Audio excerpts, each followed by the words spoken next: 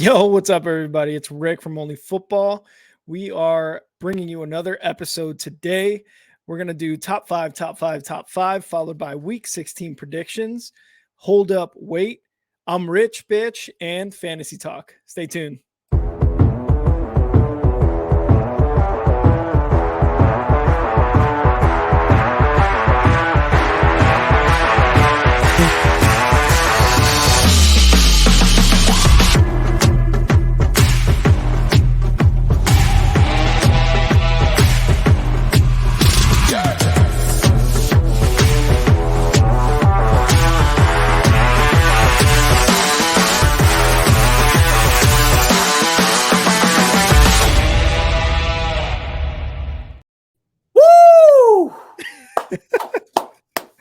What's up? Is going on? We got some really good stuff. I'm gonna just say this right now.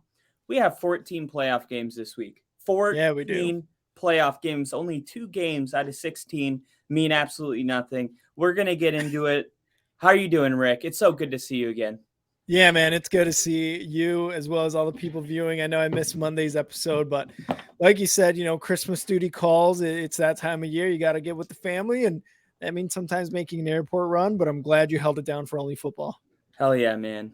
We got some snow too. We got a lot of snow. It's made it hard for people to get to work and stuff, so that's good. That'll be fine. It's good for me. They're like, hey, don't risk it. Just stay home. I'm like, oh, are you serious? I wanted to work today. Oh, no. All right. So the first game, let's see. Let's do this in order because I know I said last week, oh, we got Saturday football. It's an anomaly. Well, this week we have like 10 games on Saturday because Christmas is on Sunday. I know. So we'll start with the Thursday night game. This game has become really, really important all of a sudden. It's the Jaguars at the Jets. The Jaguars, it's important for them because they have pretty good momentum right now where if they can win out and beat Tennessee, we talked about it 2 weeks ago, and now it's a reality. If they can beat Tennessee, they can get into the playoffs. And the Jets, their head coach after that loss to Buffalo confidently said, we'll see them again. Then they follow that week up by dropping to Detroit. So now it's now or never time for Detroit or for the Jets. And one of these teams has to win. Who do you think will? This one was a little tough for me, although I feel like it shouldn't be because the Jaguars have been playing really well lately. They beat the Cowboys last week, a team that has obviously playoff aspirations, but more than that, Super Bowl aspirations, right? But the Jaguars beat the Cowboys, man, and the Jaguars have just been playing really well. It seems like Trevor Lawrence is kind of getting there as a quarterback. You know what I mean? Like a lot of people earlier this year were like, wow, it seems like Justin Fields, not to toot the Bears' own horn, but it seemed like Justin Fields should have been the number one pick. And it's obviously you can say that with hindsight, but Trevor Lawrence has played really, really well. And it's starting to look like he's making those strides of like that generational quarterback talent that you want, like a Tom Brady, a Drew Brees, a Peyton Manning type of progress. So I'm going to go with the Jags at this one. Obviously they are in New York or New Jersey, wherever that Jets stadium's at. But I'm going to go with the Jags on this one. I think they take it. I think it's a close game up until about the fourth quarter, and the Jaguars just open it up, win by 2 scores. Yeah, and Trevor Lawrence is, I saw a stat like since week 7, he is been playing at the highest level of any quarterback in QBR and stuff like that. I will say though, Jacksonville has had problems, it seems like, playing 4 full quarters of football. They're either behind early and trying to catch up, and that's pretty much usually the story. You look at the Detroit offense, and they're ranked 3rd, I think, overall right now. Kansas City, Buffalo, Detroit. And you saw they had 13 points with 5 minutes left, but they had a punt return. So really the offense only able to put up 6 points against Detroit. To me, I'm gonna take the Jets just because they're at home. Yep. And that defense, I do think it's going to be really difficult for the Jaguars. And if they can keep this a low scoring game and just use that home field advantage for them, it's a heartbreaker. It's a heartbreaking loss Yeah. for the Jaguars, but whoever loses this game, it's going to be a heartbreaker. I'm going to go with the Jets at home, using that defense to just barely get by, and hopefully they'll have Mike White back. I do think they're a better football team with Mike White. Zach Wilson made a lot of really clutch throws, but Mike White overall, I think, gives the Jets the best chance to win. So that is our Thursday night game. That'll be an amazing live stream. We'll have that game. Let's move on to Saturday. We got quite a bit of an important Christmas football. Eve. Christmas Eve, yes, sir. We got the Atlanta Falcons at Ravens. And this game seems, for the Ravens, seems really important because Cincinnati right now, I think AFC North is pretty much wrapped up. Cincinnati's gonna take that. But if the Ravens want to keep their hopes alive, they have to win out, and hope Cincinnati, I think, loses one. I think they got a 1-game lead. I'll look back into that. But the Falcons, only 1 game back right now at 5-9 from the division. So usually what you would have is a bad division in football.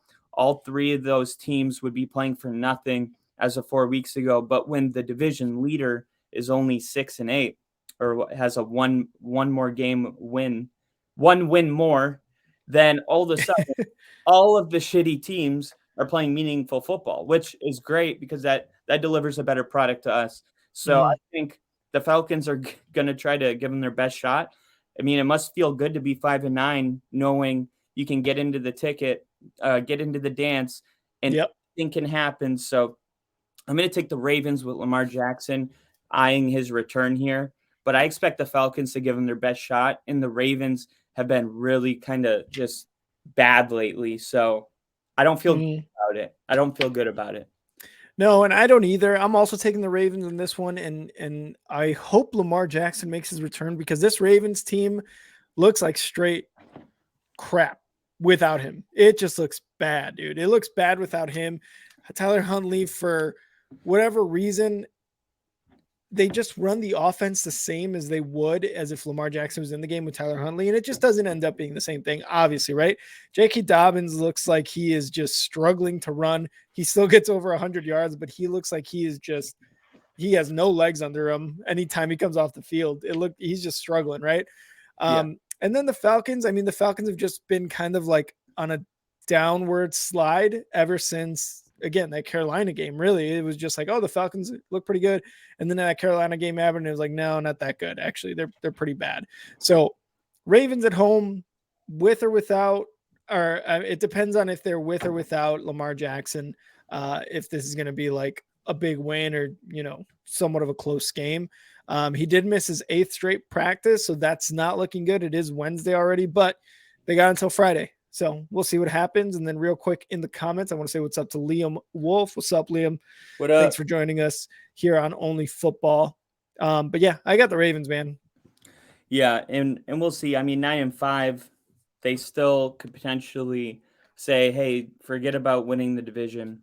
We're just going to rest Lamar until he's actually healthy. We'll win our last 2 games, and we'll be in at 11-6. So they can thank themselves for starting the season so strong. But it does feel like, what good is it to get to the playoffs if you have no momentum while you get there? So you mentioned the Panthers game. Panthers fighting for that terrible division. They're still alive, but the Lions are the hottest team in football right now, maybe besides the Bengals. And it was funny because I've been saying for weeks that the Lions are the Bengals of the NFC. And now they are very comparable at this point in the year. And I expect the Lions to not fall into any kind of trap game here. I get the Panthers are going to go do their thing, but I think the Lions are playing on another level right now, and I think it's going to carry them in. I think they have the most favorable stretch to end the season, and I don't have them losing for the rest of the year. Really? You got them winning out? I got them winning out, yeah. Oof. So then obviously you got the Panthers. or you've got the Lions, sorry, against the Panthers. And I've got them as well. I got them as well in this game. The Panthers looked really damn good for a few weeks there. But the Lions have just looked just so much better. Their defense has actually stepped it up a lot. Their offense is playing as well as a lot of people expected coming into the season with the amount of weapons that they have, right? Amon-Ra St. Brown seems to be a little healthier now, which was not a huge issue, but was an issue at the beginning of the season. His mind, he's probably like playing like a top 5 quarterback right now, I think.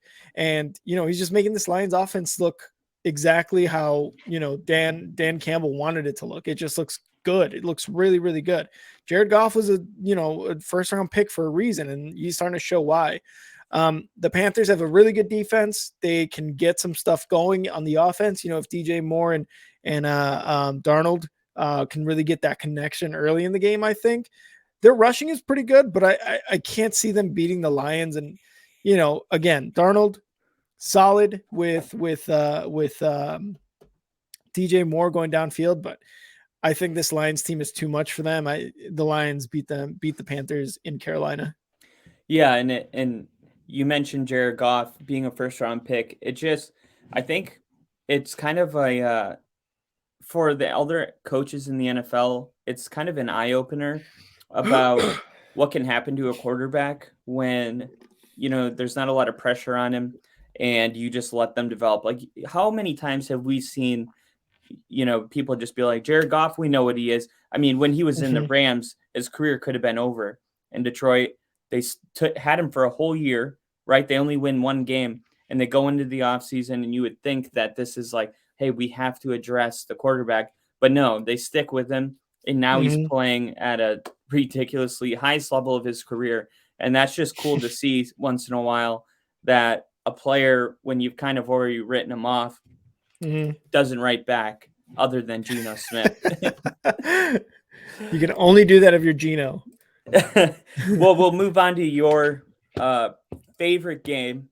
This is the Chicago Bears at home taking on the Buffalo Bills, who right now need a couple wins. Let's see, they got a 1-game lead on Cincinnati. So there's still something to play for Buffalo. Oh, yeah. And Chicago may not have Justin Fields, correct? No. He should be playing. I don't think there's anything that's held him out for this week coming up. Okay. The only thing I know is the fact there's the weather in Chicago for this Saturday. What was determined his injury? He left the game. He Eagles, left. Right? Did he leave the game? No, I don't think he left the game. He did have he left the game at one point for one play, one offensive play. Nathan Peterman came in, had an incomplete pass. The defense came out, and then after that, the next offensive series was Justin Fields. I think it was a shoulder though. He was dealing with a bit of a shoulder injury. Okay. Yeah. So I wasn't sure about that. So I'll let you take the floor. This is your team. What do you? I don't think you're gonna say anything that's gonna change my mind about this, but yeah, so the weather is a thing, and we'll kind of get into that later when we talk about when we go into our hold up weight segment. The weather is definitely one of those things that is gonna affect this game. Who it's gonna, I guess, be in favor of it depends. But what I do know is that the Bills are playing really well right now, and they're trying to get that number 1 seed in the AFC, and that's what they've been wanting since the beginning of this year. That's what Josh Allen wants. Honestly, that's what this team wants, and they're playing like it too. So I have them beating the Bears in this one. The defense is going to be too good. The weather is going to be a huge factor. Who knows if there's going to be really any passing game for either team. But I just want to. I just can't see the Bears winning this one, even at home, even with bear weather as it's supposed to be. But yeah, I mean, I've got the Bills winning, and to be honest, like, I don't even care anymore. Like, if the Bears, the only thing I want to see is Justin Fields and this offense get a little bit better, more in rhythm. Him just maybe breaking the rushing record for a quarterback, right? Right. Lamar Jackson's record. That would be really cool. But I know that they are number 2 in the draft right now. and I would like for them to keep a top 3 pick. So they can get a quarterback. Chill. To either, give it up, trade down, whatever the deal may be, or to draft an edge rusher who's going to make a huge difference on that defense. Yeah, I agree. I got the Bills winning this game. And credit the schedule makers, because you talk about something to play for, still trying to get a first seed, first round bye in the playoffs. We probably won't know the answer to that until next week's Monday night game. Bengals play the Bills, and that game, pending 2 wins this week, will be for that first seed. So it's just an incredible kind of matchup. But if the Bills drop one to the Bears, it kind of screws it all up for that game. So we'll see if the Bears can pull out a miracle. I thought they played the Eagles pretty tough, but this is you're asking them to do it twice in a row. I don't know. I just feel like this one might get ugly, unfortunately. Yeah. All right, so next game is going to be the New Orleans Saints at Cleveland Browns. Browns look like Deshaun Watson, I think it was late in the third quarter, finally had a drive where he looked like his self before. The Browns were able to beat the Ravens. Saints obviously playing in that division that we keep harassing today. This is you take this one. I don't even know what to make of this Browns Saints game. I don't either. And I mean, the Browns, they beat the Ravens 13-3 last week. It wasn't even a convincing win. Deshaun Watson he looked okay. There's nothing to be excited about this game unless you're literally a Saints or Browns fan. Like, you just want to win. I think just for the season, you just kind of want that morality win, just to kind of hype the players up. I think I have the Saints in this one, man. I can't take the Browns. They've shown nothing. Deshaun Watson has had one good game in 3 weeks or 2 weeks so far. And I think the Saints, a better established team, although I don't see them blowing the Browns out. I see somewhat of a similar game that the Browns had against the Ravens last week, where it's really like a 1-score game, pretty much through 3 quarters, and maybe there's like a garbage time touchdown in the 4th quarter. I don't really trust Andy Dalton. I mean, Chris Olave is questionable. I don't think he either had a limited practice or didn't practice at all. The Browns, Nick Chubb has been struggling. I think the passing game for the Browns has been struggling quite a bit. Again, only 13 points against the Ravens last week. And, I'm taking the Saints, man. I don't think the Browns can win it at home against the more established Saints team, but that's not even saying much at this point. Yeah, I'm actually going to take Cleveland in this game. And one thing for the Saints, they were 7th in the last 3 games in the amount of points they allow. And then last week, they only surrendered, I think, 18 to Atlanta. So they are playing decent defense, right? And Cleveland struggling offensively. But I'm looking at the end of that Cleveland game, and I'm thinking this is something that they can build on going into this game. And I think you start seeing Deshaun Watson play some vintage football that he's maybe capable of still. And I think he's just going to be the best player on the field. That's what I'm pretty much betting on here. So I'm going to go Cleveland at home to take that win. Our next game is the Seattle Seahawks at Kansas City Chiefs. And the Chiefs, if you're a Chiefs fan, you always feel good because you got Patrick Mahomes and Andy Reid, but you don't have a warm and fuzzy going into the playoffs. It just probably feels like another year where they're like, we could say every year they have Patrick Mahomes, they're going to go 11 or 12 wins probably, but who cares if it doesn't result in anything? Like, how many times did Brett Favre, take his team into the playoffs and then, lose in the fizzle playoffs? Out pretty much. Yeah. And that's kind of like the Aaron Rodgers thing. And hopefully it doesn't become the Chiefs thing, but you look at their 27-0 halftime lead against Denver, and then Denver crawls back into the game, makes it 21-27. That doesn't make you feel good. You see all these weaknesses on defense that teams can exploit, even bad offenses like the Broncos. And then the next week, it takes the defense to step up in overtime against the Texans, who have one win in the freaking season. And the Texans, they played the Cowboys tough the week before, but it doesn't matter. None of that matters. You got to beat the teams that have one win by the time you're in week 16. And it's kind of no real pass on that. So I think Kansas City really needs to have a convincing win.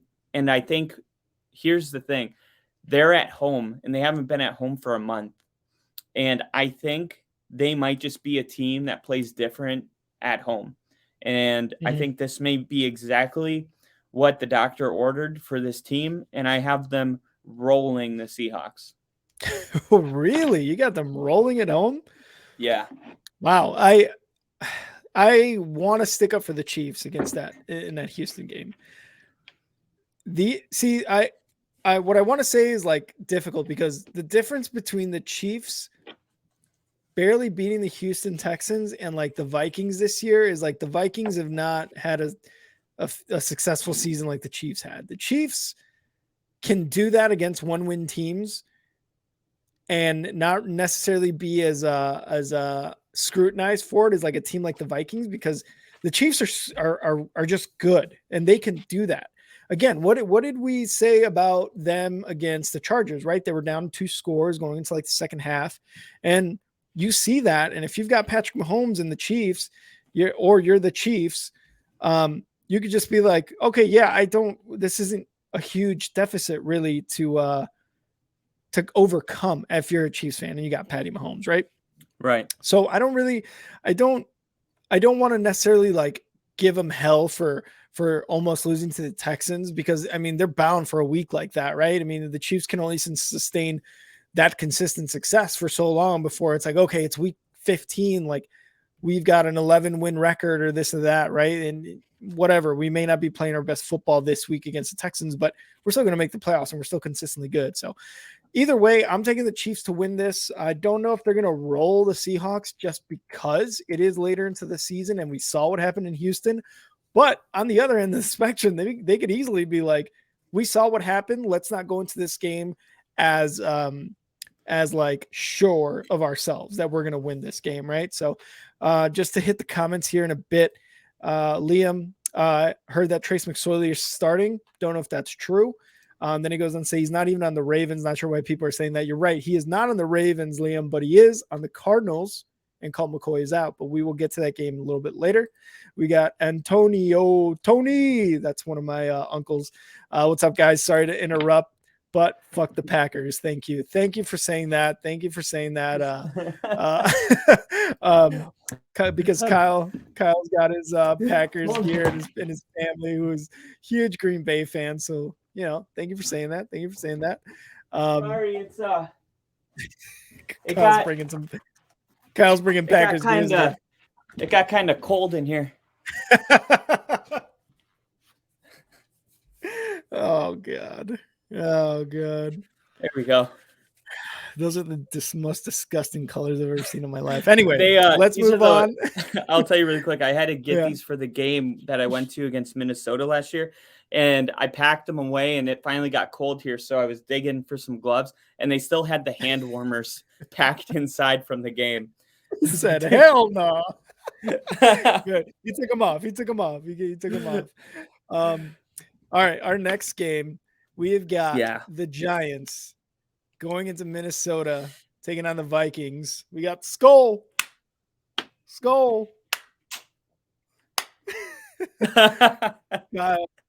Giants and Vikings. Giants came off a very, I want to say, questionable win against the Commanders on a Sunday Night Football, and then the Vikings had a very exciting win against the Colts. But who do you have? Giants, Vikings in this week? I had the Vikings.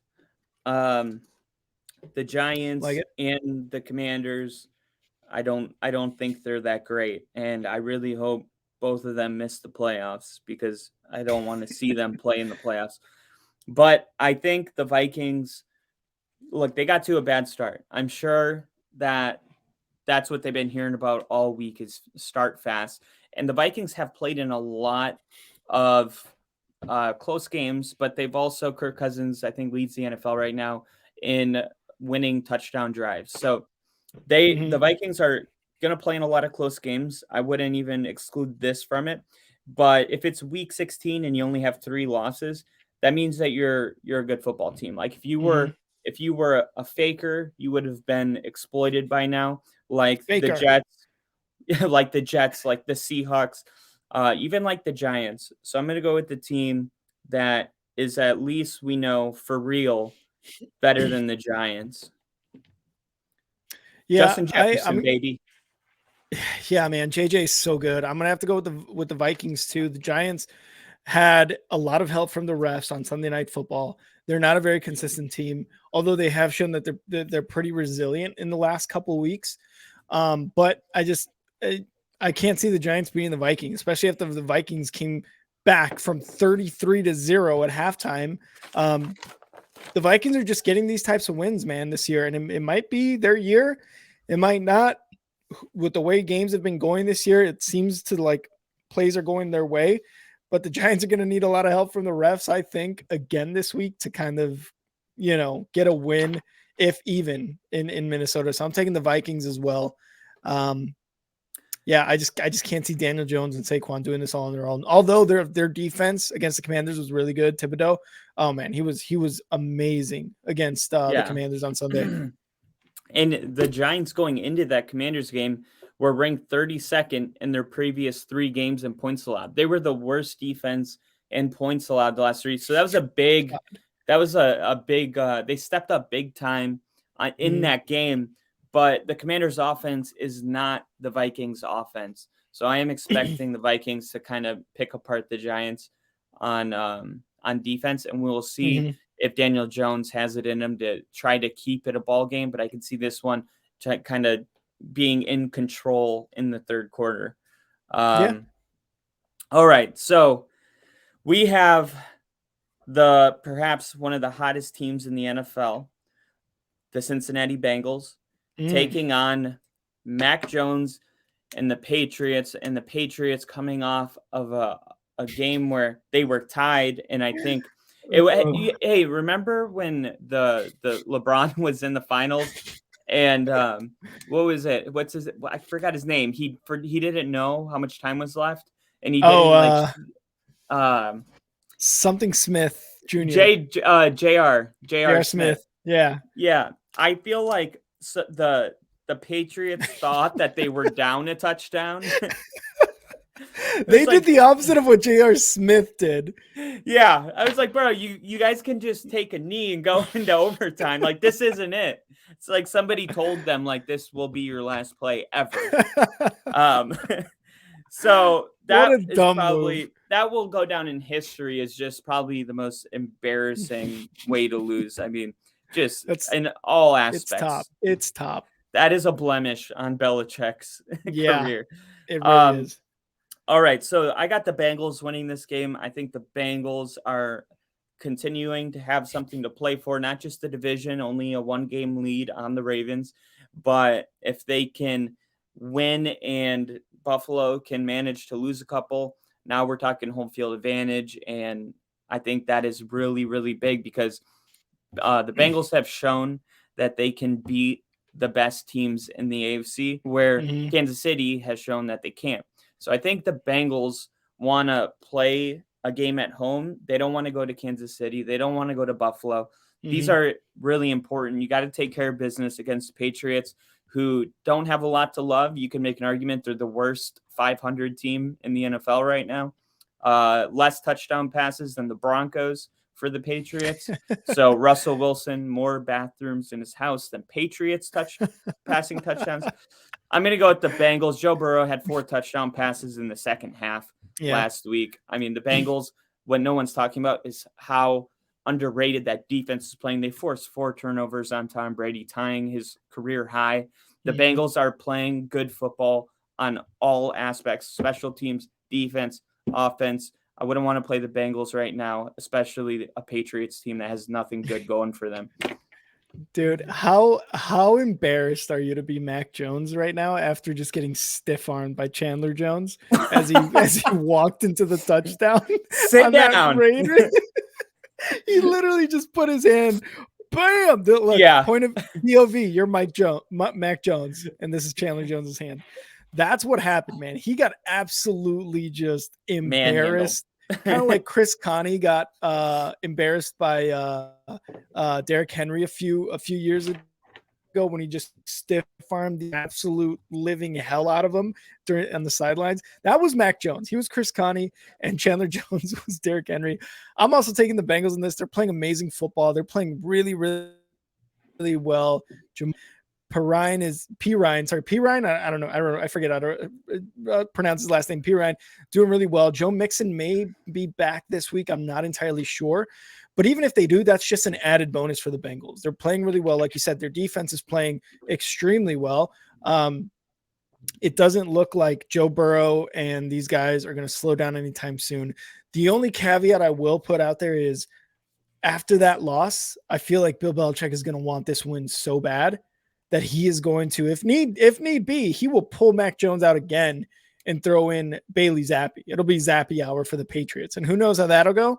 But I will say with that caveat, I still think the Bengals win. But again, Bill Belichick doesn't want to lose this game after the embarrassing loss he suffered in Las Vegas. Yeah, I would say Zappi or Mac Jones. Like this isn't the Bucs where you can, take out him and throw Zappi in. It's like if he sparks something, we'll win. Like this is the Bengals where if you're making a quarterback change in the middle of the game, like it's already too late, in my opinion. So, all right, we'll go to another game where the Titans are going to be at home taking on the Texans. Texans 1 win on the season. They do have a tie, but they are the first overall pick right now. The Tennessee Titans have dropped a large amount of games. I don't have the stat, probably 7 of their last 9, something like that. They are pretty bad, but as of right now, if they can win out, they can be in the playoffs and represent the AFC South.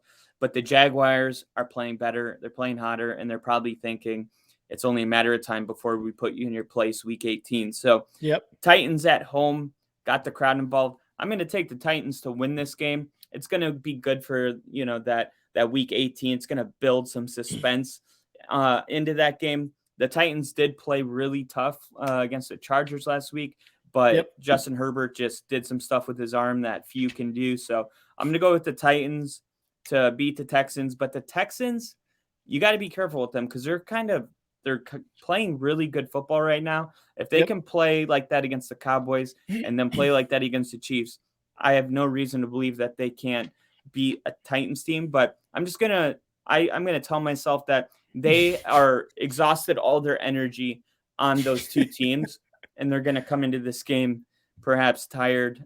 I don't know. I'm just going to go with the Titans. I disagree. I think this is the week the Texans get a win against the playoff caliber team against the Titans. I don't know what it is. They were close against the Cowboys. They were close against the Chiefs. They have been close. They have been on the cusp of a win here, and I don't think it doesn't matter what the Texans do the rest of this year. They're probably getting the number 1 pick in the NFL draft unless they win out and the Bears just lose out and then the Bears have a number 1. That would be exciting. But I'm taking the Texans to actually beat the Titans. The Titans have looked bad. Like you said, they've lost 85% of their games, in the latter half of the season. They look bad. Derrick Henry is probably going to run all over the Texans, but the Texans have just found ways to score and score early. The only problem I see the Texans having is like containing Derrick Henry, because I think they'll be fine against Tannehill and that offense, but I think they're going to have a tough time containing Henry, but I think they'll do enough to take a win. It'll probably be by a field goal if I had to guess, but I'm taking the Texans to beat the Titans at home in Tennessee. Okay. And that's pretty I mean, I don't think you're crazy. I'll just say that. Like I can get on Yeah. board with that. So we'll see. One of these teams is going to lose. We'll figure it out. Our next game Oh yeah.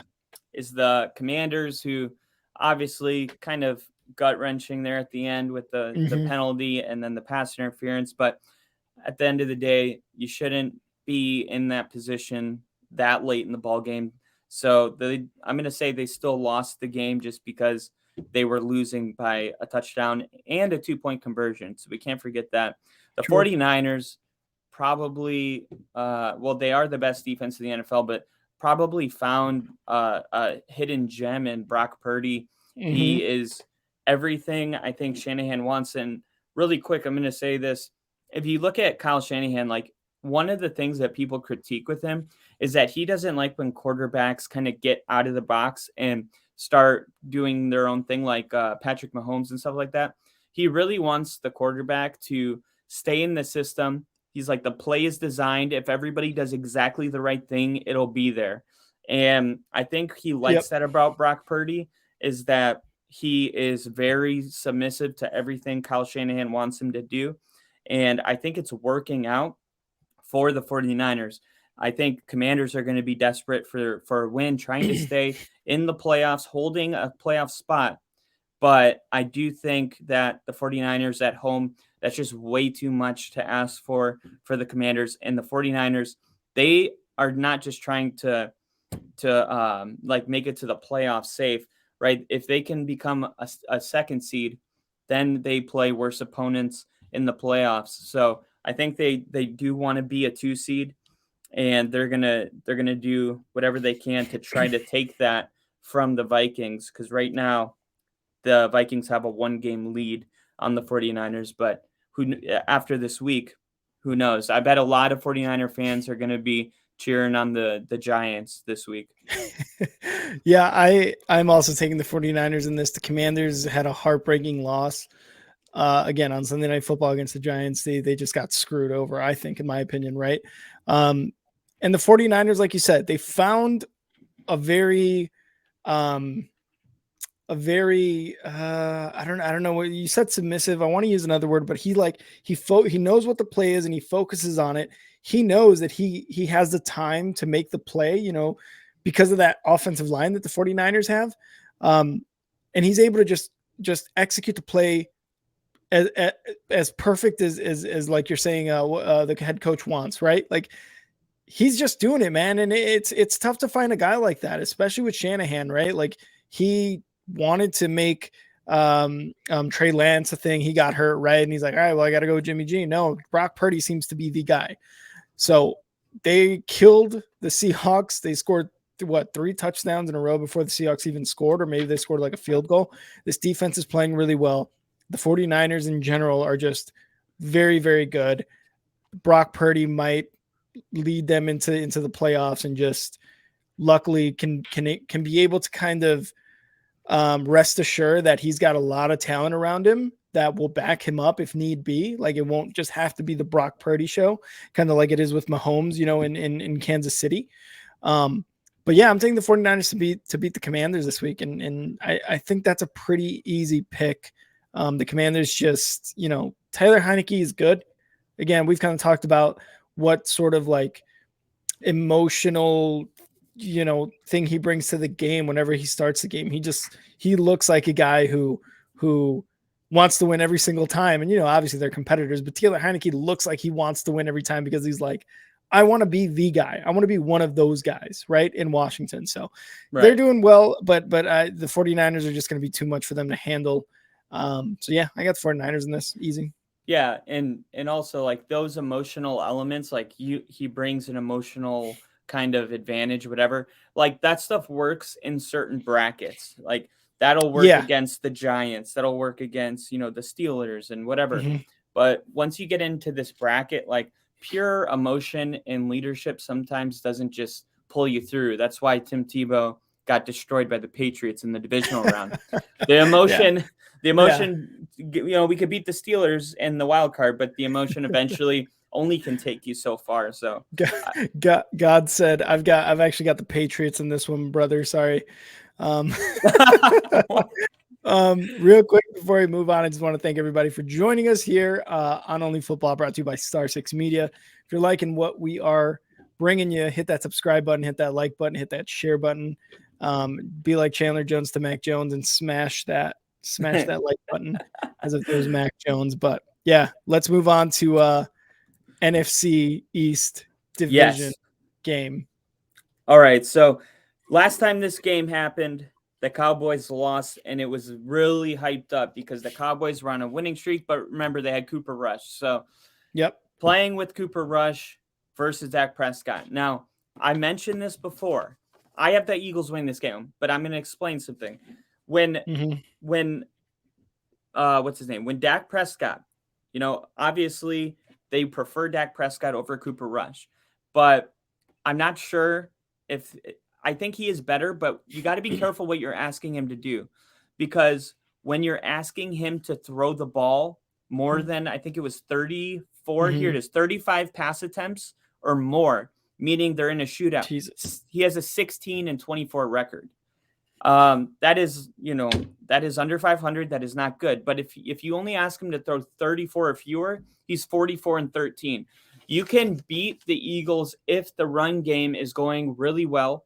But the problem is the Eagles have such a powerful offense. If you stop the run, they'll throw it. If you stop them, we'll get the tight ends involved. If you stop all that, Hurts will just run for 150 yards and a half. Like, there's really not a lot of ways that you can shut down this Eagles team.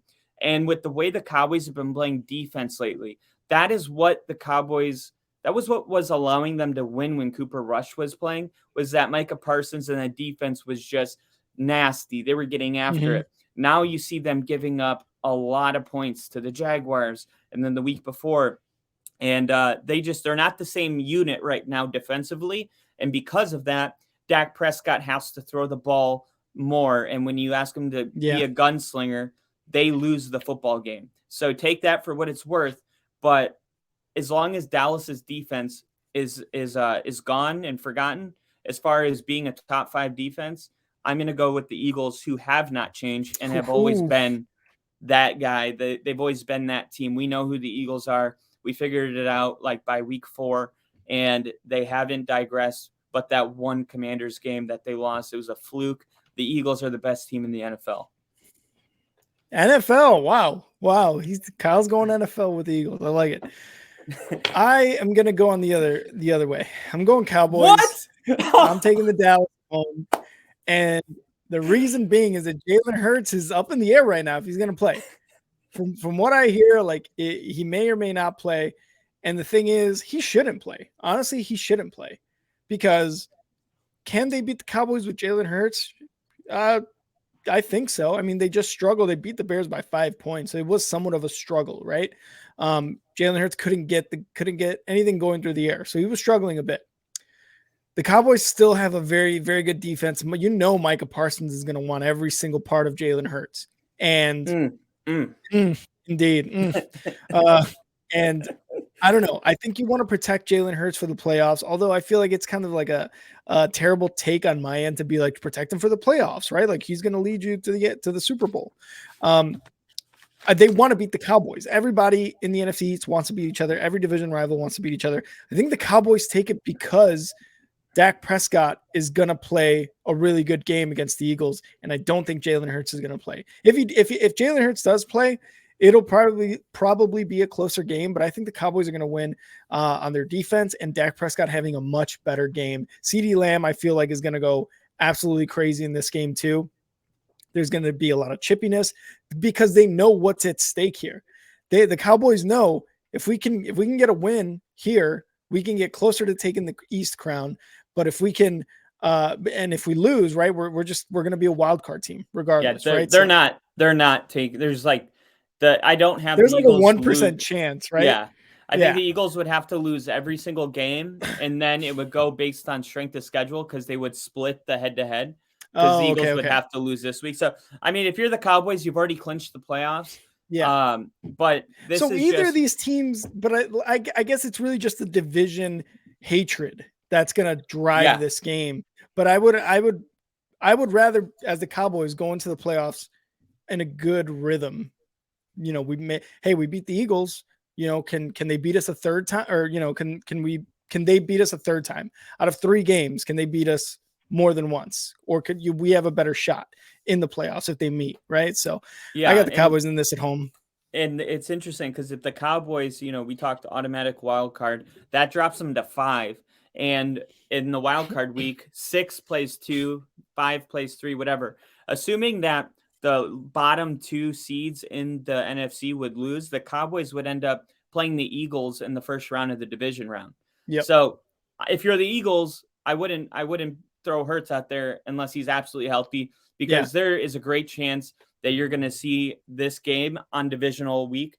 But I assumed that Jalen Hurts was going to play. If he doesn't, I'm with the Cowboys. I'm with that pick.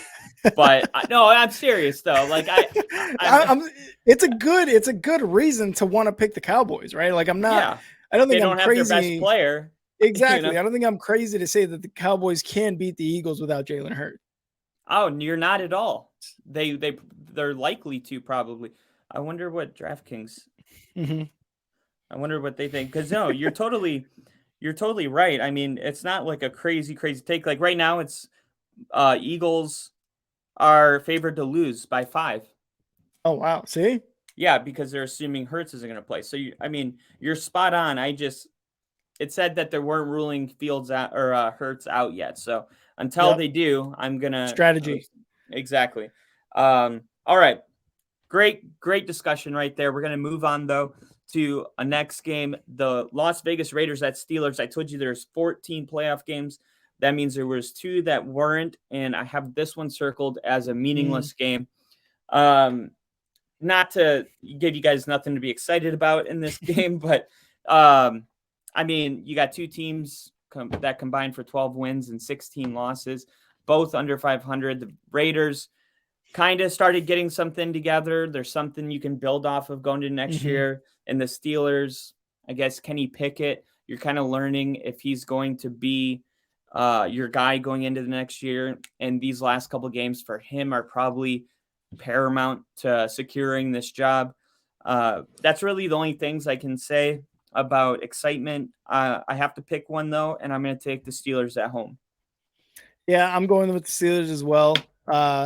They beat on who was it that they beat? Carolina last week. And it was actually Mitch Trubisky there, right? Under center. So he had an okay game. I mean, you had Najee, I think, rushed for almost 100 yards and a touchdown. And they had another running back. I forget exactly who it was. I'm going to try to get his name here in a bit. But that rushing game is working well for the Steelers right now. The Carolina Panthers again, or I'm sorry, not the Carolina Panthers. The Raiders, they won on a just like a terrible play by the Patriots. Jaylen Warren is the other running back for the Steelers. So they're both playing really well. But the Raiders won on a terrible play. They also got a lot of help from the refs. I don't know if you remember that game tying touchdown where it was clearly out of bounds that he stepped. I forget who it was, if it was Hollins or another wide receiver. I forget who it was for the Raiders. I missed that one. Clearly he was out. He was clearly out. His foot was out of bounds. They got a little help from the refs there. They're like, oh yeah, it's not enough evidence. Like bullshit. Like I could tell it's out from sitting in my couch at home. So they got some help from the refs, and then they got some help from Mac Jones and Ramondre Stevenson and whoever else lateraled the ball that day. The Steelers are looking a little bit better. They're going to play a little bit more inspired for Mike Tomlin, and with the recent passing of I forget his name, one of the guys for the Immaculate Reception, the guy who scored the touchdown for that. Like I think it's going to be a bit more of a emotional kind of game, and neither of these teams are that good to where the emotional, like we were talking about, right, with the emotional side can't really win out. So again, Steelers at home, the crowd's going to be loud. The atmosphere, I think, is going to be pretty intense. But I got the Steelers winning this on their running backs, not really on Mitch or even Kenny Pickett. I think the running backs are gonna be a big factor in this game. I do think that the emotion though is enough to beat a team that's 6-8. I was saying that it's not enough to beat like the Eagles. Yeah, I 100% completely agree. It's not like the Steelers on emotion alone can beat the Eagles or the Bills or something like that. It's like, no, you need the talent. I completely agree. Yeah. So I forgot about that. I'm glad you brought it up. They put a decal on their helmets. They're wearing their 50-year throwback uniforms. So that is such an important thing to bring up, and I totally forgot. But yeah, I'm definitely going Steelers, even more so because of that. This next game, I know how your uncle feels. He said it in the chat. We got the Green Bay Packers at Miami.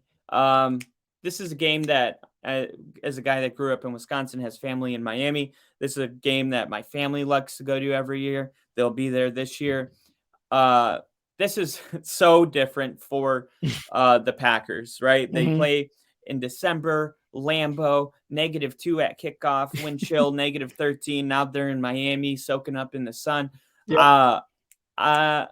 Packers have a lot to play for right now if they want to keep their hopes alive.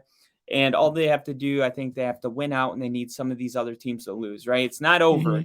So I do think the Packers are going to end up officially being out of the playoffs in this game. So you got the Yeah, I got the Dolphins edging the Packers. Edging. I love it. Edging them. I've also got the Dolphins winning, and it's not there goes my uncle again. Oh, I love it. Dude, you talk to a Bears fan and it's just fuck the Packers all day, every day. You mentioned the weather, and it's like I can go in the Packers direction, or I can go in the Dolphins direction with this, because we know that the Packers weather, like you said, in Lambeau, it's below freezing. It's Lambeau Field, it's their type of game. The Dolphins show that they can play in the cold weather, but now they are in Miami in that really nice, warm climate in Florida, right?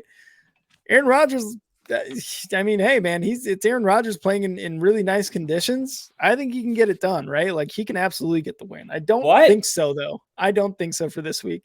Oh, yeah, I almost had you though. I thought it was about to be Absolutely not. It will never be that for me. I'm taking the Dolphins in this too. They put on, they really stuck up for themselves against the Bills in that really cold weather. They're going back home. Tua knows what needs to get done after the Patriots loss and the Jets lost right last week. They're going to try to sneak in. They not sneak in necessarily, but they really want a playoff season, I guess, this year, right? For Tua and Jalen Waddle and Tyreek Hill, and even Chubb, even Bradley Chubb, right? Like, all these guys really want it. So they're gonna I think they're gonna demolish the Packers, honestly. I don't think the Packers are gonna be very good. I think it's gonna be a 2-score win for the Dolphins, to be honest. So I'm taking Dolphins. Yeah. Wow, 2-score win. Write that down, circle it. 10-14. Set a reminder on your phone. Do whatever you have to do to remind Rick he's crazy. I do like the way you put that, though. Miami sticking up for themselves. That was a really actually good way to put what they did last week. Our next game is going to be my Denver Broncos going into Los Angeles. So many losses right now.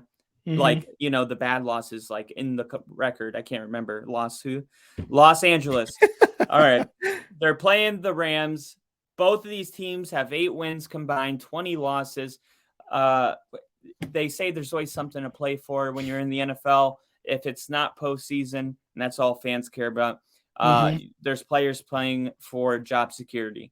So there will always be something here. Sean McVay is going to have a team ready. The Broncos are coming off maybe their best win of the season. It looked really bad when it was 9-3 in the third quarter, but then they ran the ball for 160 some yards. I think FedEx Ground Player of the Year, Latavius Murray, was either he won it or he was nominated.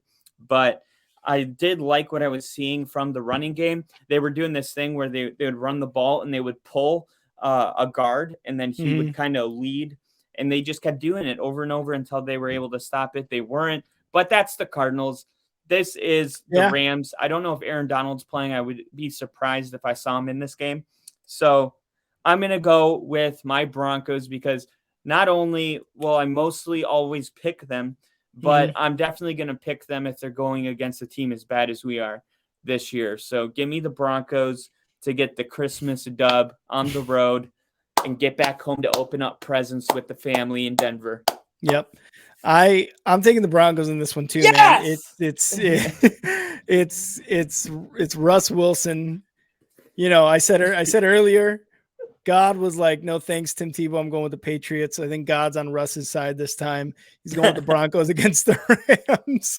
And I think they take that momentum from that win last week against the Cardinals, right? What was it? It was 24-15. Yeah, the final. Yeah. I think they take it to the Rams, and I mean, they just beat them. The Rams are not a good team this year, man. I can never take the Rams. I took them last week, or no, we took the Packers against the Rams, right? Last week, and they're both just terrible teams, really.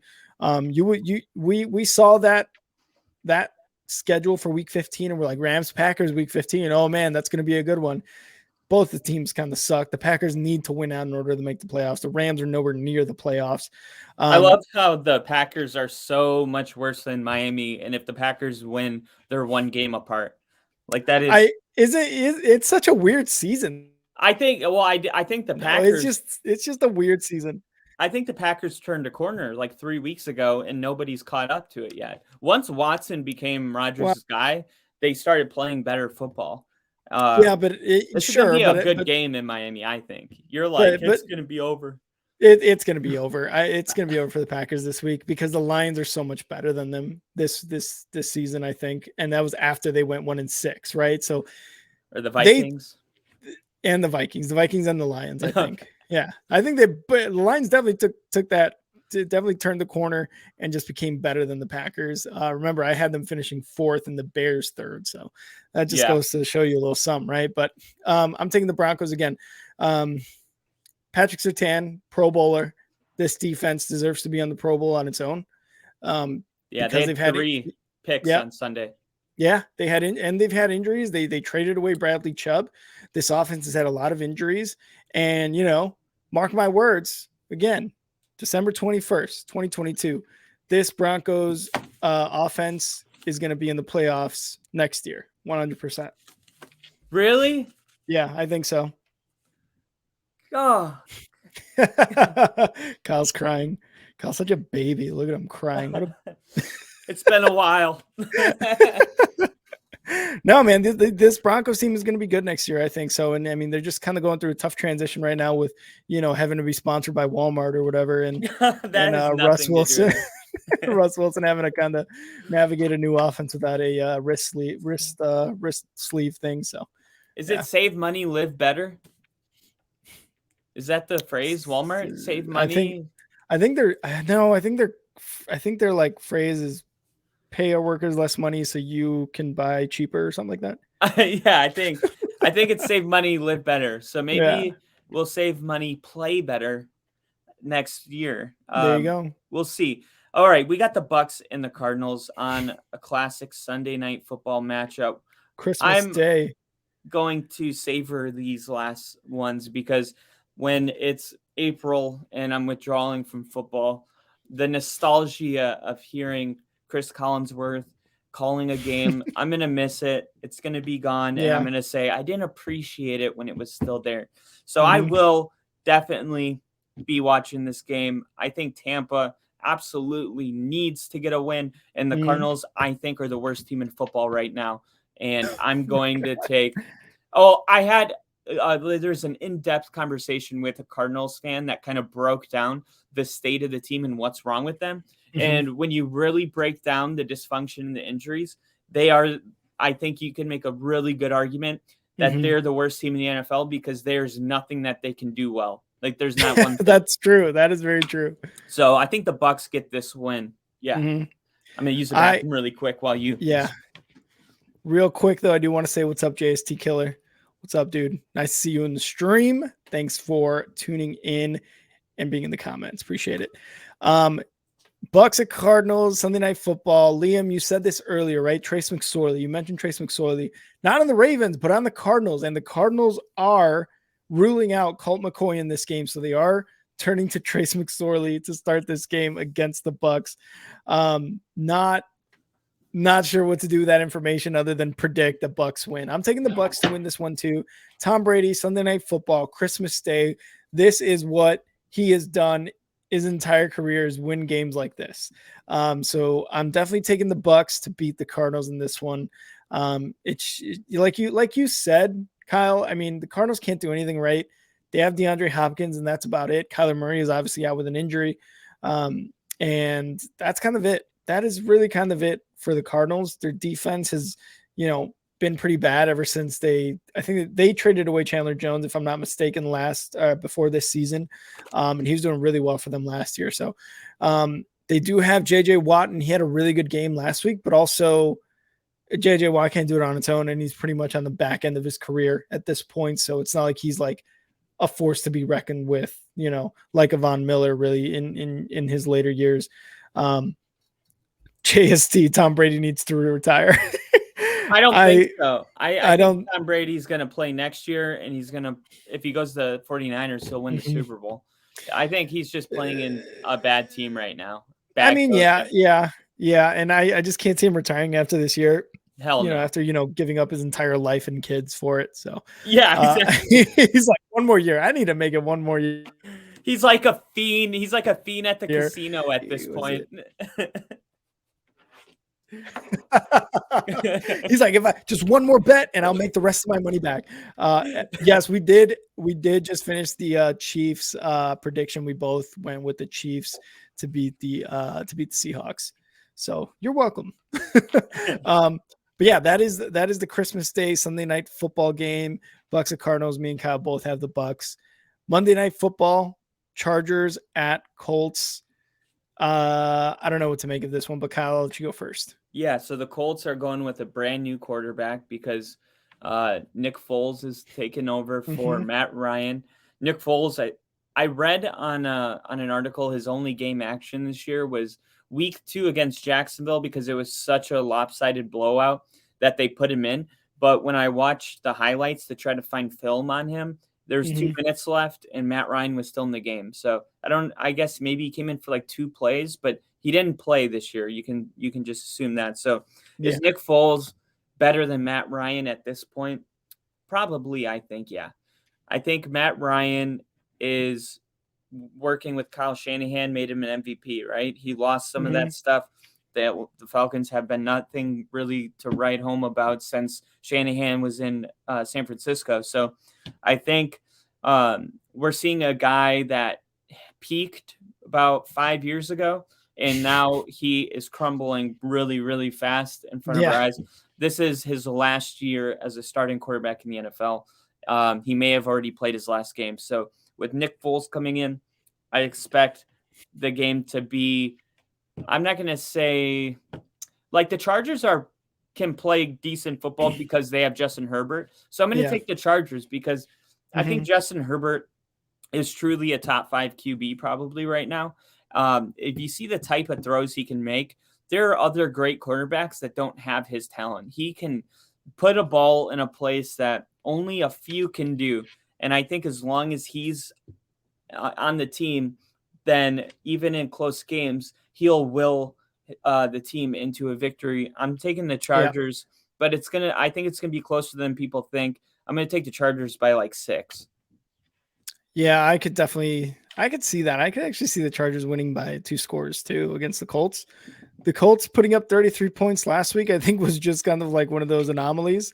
You know what I mean? Like, I don't think it's going to happen again on Monday Night Football against the Chargers. Chargers have a better defense. They've got a better offense. Absolutely. The Colts starting Nick Foles is just going to make them worse, in my opinion. Matt Ryan is not good this year, sure, but Nick Foles hasn't played in over a year. I want to say football. He hasn't played football in over a year. So I don't understand the decision to start Nick Foles, because if you think Matt Ryan's a statue in the pocket, Nick Foles is just as much, if not worse, of a statue in the pocket.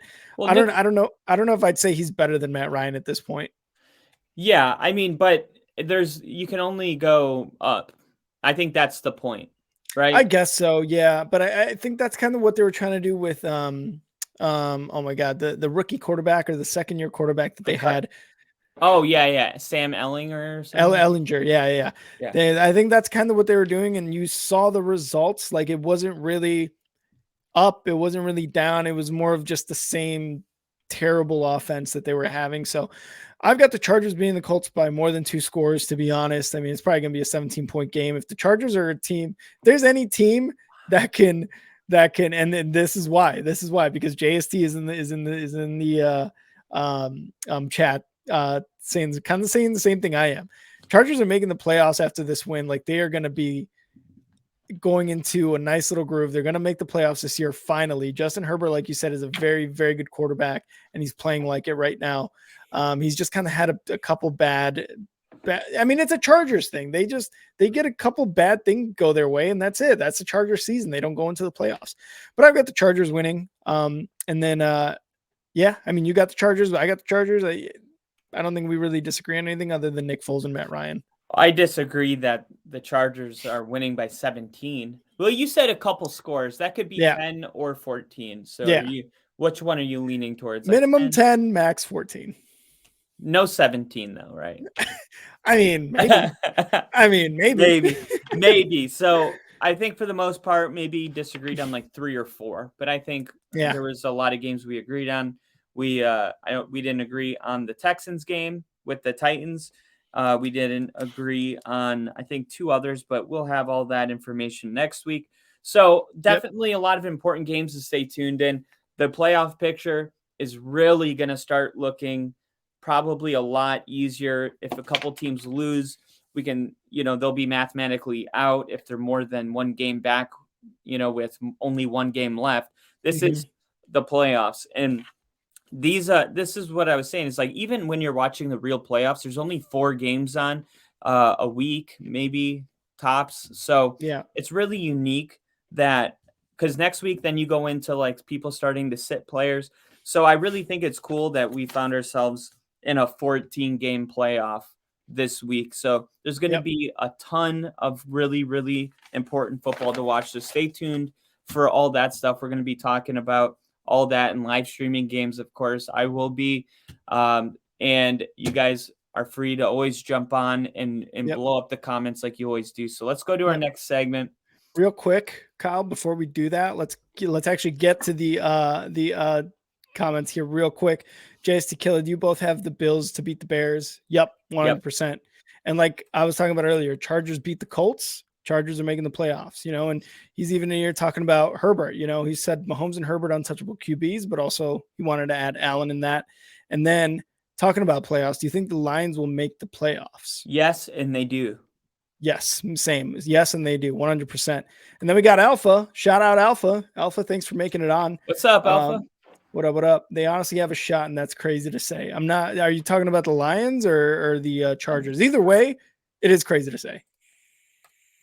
What were you going to say, Kyle? I was going to say probably the Lions, and I've been trying to find. I don't think anybody has ever started 1-7 and made the playoffs. And if you would have looked at the percentage of, playoff, whatever they call it, like what are the chances you make the playoffs by week 8 when they were 1-7? I guarantee you it was like 1 or 2%. So this is like Alpha saying something that we haven't seen before. We've seen teams get hot at the end of a stretch and win maybe 6 in a row, 5 in a row. But if the Lions win out, they will have gone on to win 9 of their last 10 games, and they will have a 10-7 record. That is pretty freaking unbelievable. And Dan Campbell, I mean, good for him. I'm happy for him, honestly. Same. All those tears finally paid off. Hopefully he'll be tears of joy this year.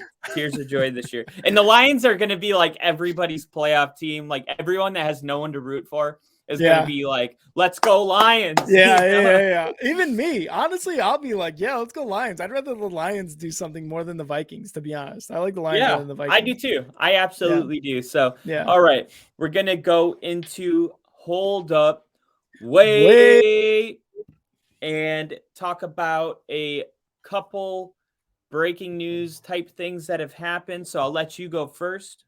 Hold up.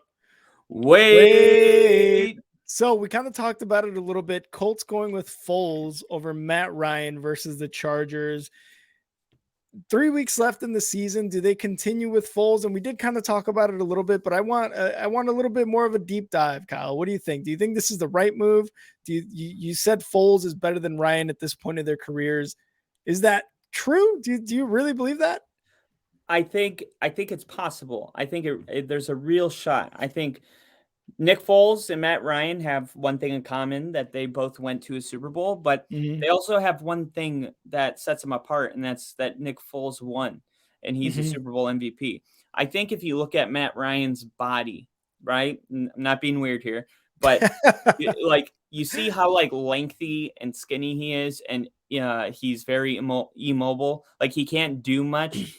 I'm looking for Nick Foles to be able to extend plays a little bit better than Matt Ryan is, letting those receivers kind of get loose and make it up as they go. So a little more of the maybe, like I could see a Colts fan going, oh, Matt Ryan couldn't do that. I can see that happening on Sunday a couple times, whether that also means having more interceptions than Matt Ryan.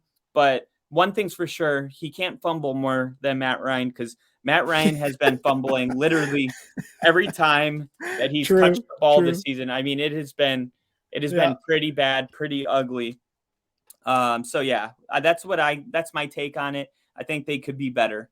So I was gonna, like I said earlier, I disagree. I don't think them is the right one, especially against the Chargers.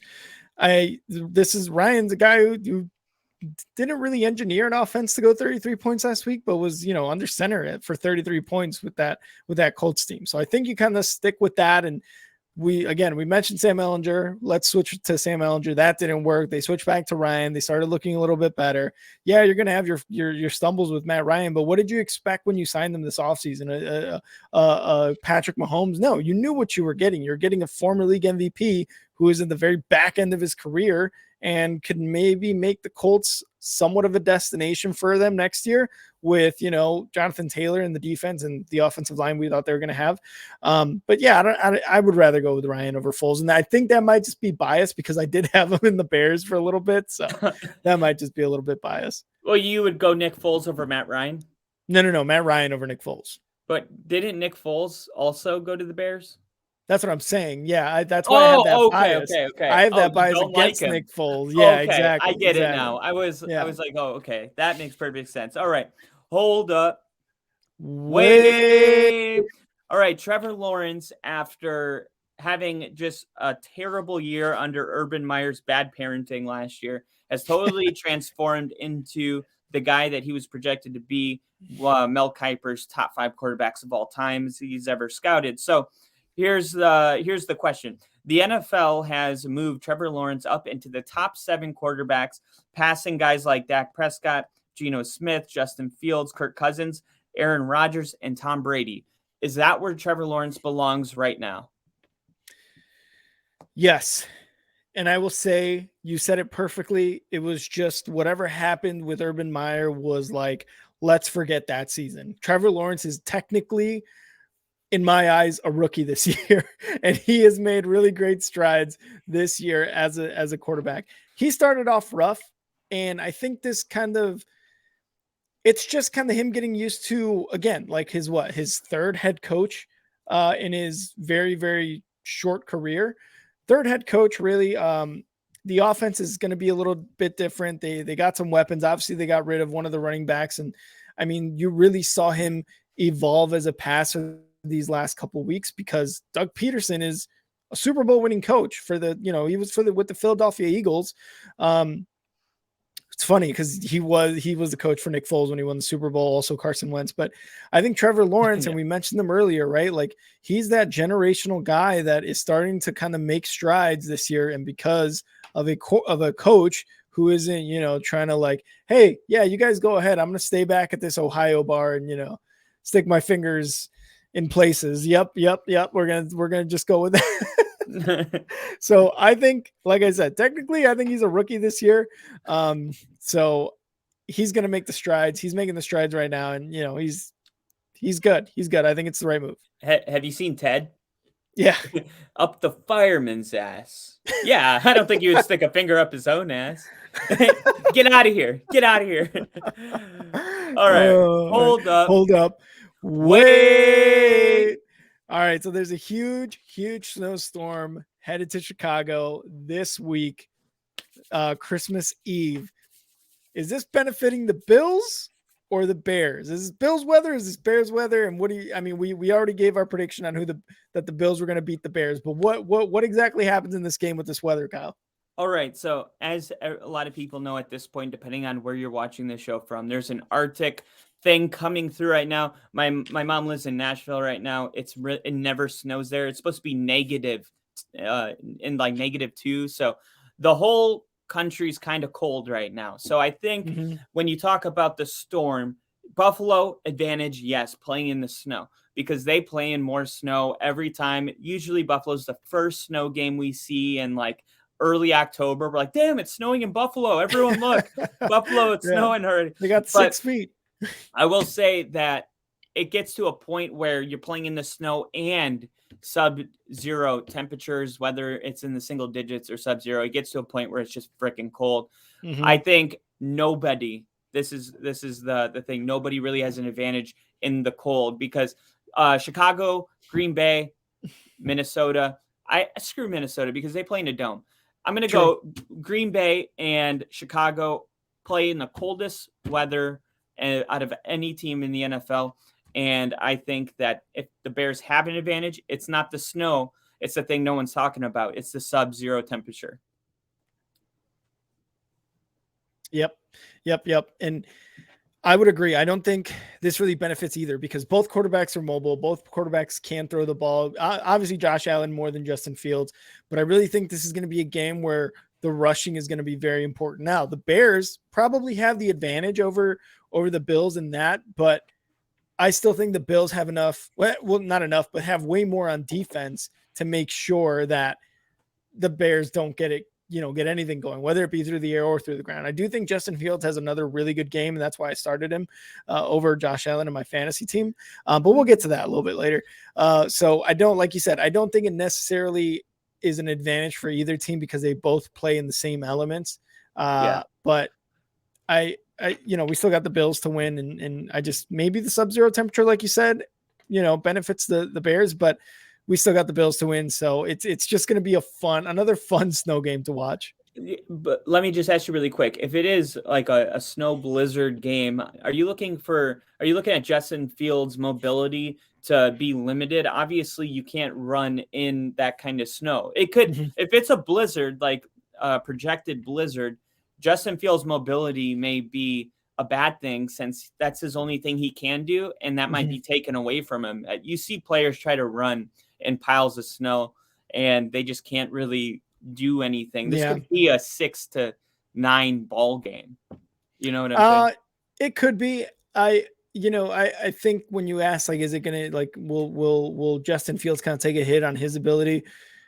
Yeah, but so will everyone else. You know what I mean? So I don't think it's necessarily just on the quarterbacks this time. It's not necessarily going to just affect the quarterbacks. It's going to affect literally everyone. And if Justin Fields can't get it going, then Khalil Herbert and David Montgomery can't get it going, and then just Josh Allen can't get it going. You know what I mean? Like there has to be one element, and that's the rushing game for both of these teams that is going to really be above and beyond than they have, right? And the Bears, again, have the advantage in that sense, but I think the Bills' defense is way better, and they're going to play way better than the Bears.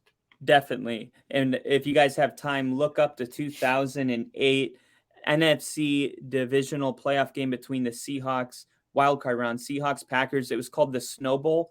I just watched the highlights on that the other day. It was mad snow, and that can give you an idea of how bad it can really get. It can get really weird. People can't see pylons, so definitely tune into that. Hold up. Wait. Rob Gronkowski has shook up the NFL world by tweeting just a couple words. I'm kinda bored. He added a stoic emoji followed by a couple of periods. Tom Brady needing some help, has nothing going for him right now. Rick, is Rob Gronkowski coming out of retirement? Absolutely not. He knew exactly what he was doing when he tweeted this. There's no way he's coming back for Tom Brady. Look, I know. And in a season where it's been absolutely ridiculous, left and right, every week has been like, what just happened? this is the most ridiculous part of it all, is that anybody thinks that Rob Gronkowski is going to come back. Look, Tom Brady needs a friend. We all know that. He's going through a rough year. There's no way Rob Gronkowski comes back out of retirement for a second time to try to play on a team that, could they be better with Rob? Absolutely. But will he want to play? Probably not. I don't think so. I don't think he's going to waste his time. He knew exactly what he was doing. He was just stirring up controversy. He said it multiple times before that he will not come out of retirement, or, maybe the playoffs, but I highly doubt it. I think he's done. And, he's going to go down as one of the best tight ends of all time, but I think he's done. Yeah, definitely. And Gronkowski did recently just tell a Fox Sport NFL analyst that retirement is retirement this time. It feels good, man. However, we've seen this movie before. We've seen Gronkowski retire, itch to get back.